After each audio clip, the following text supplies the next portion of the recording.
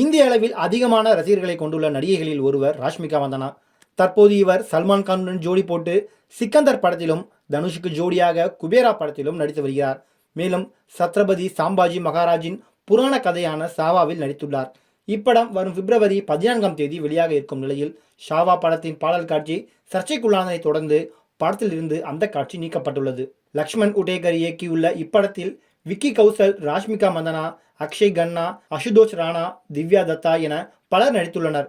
சத்ரபதி சாம்பாஜி மகாராஜின் புராண கதையில் விக்கி கௌஷல் மராட்டிய மன்னராக நடித்திருக்கிறார். மன்னரின் மனைவி மகாராணி இயேசுபாய் வேடத்தில் ராஷ்மிகா நடிக்கிறார். அண்மையில் இப்படத்தின் ட்ரெய்லர் மகாராஷ்டிராவின் பாரம்பரிய நாட்டுப்புற நடன வடிவமான லெஜிம் இசைக்கருவியை வாசித்தபடி விக்கி கௌசலும் ராஷ்மிகா மந்தனாவும் ஆடும் காட்சி இடம்பெற்றிருந்தது. இந்த காட்சியை படத்திலிருந்து நீக்க வேண்டும் என்றும் படத்தை தடை விதிக்க வேண்டும் என்று கோரிக்கைகள் எழுந்தன.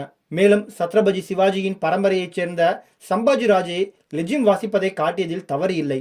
ஆனால் சத்ரபதி சம்பாஜி மகாராஜ் நடனமாடுவதை காட்டுவது தவறாக உள்ளது என்றார். அதேபோல மகாராஷ்டிர அமைச்சர் உஜய் சமந்தும் இந்த படத்தை முதலில் வரலாற்று ஆய்வாளர்களுக்கு திரையிட்டு காட்டிய பிறகுதான் படத்தை வெளியிட வேண்டும்.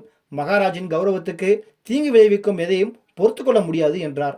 இதைத் தொடர்ந்து மகாராஷ்டிர நவநிர்மாண் சேனா தலைவர் ராஜ் தாக்கரேவை சந்தித்த படத்தின் இயக்குனர் லக்ஷ்மண் உடேகர், லெஜிம் நடனம் சத்ரபதி சிவாஜி மகாராஜாவை விட பெரியது அல்ல, அதனால் அந்த காட்சியை படத்திலிருந்து நீக்குகிறோம் என்று தெரிவித்துள்ளார்.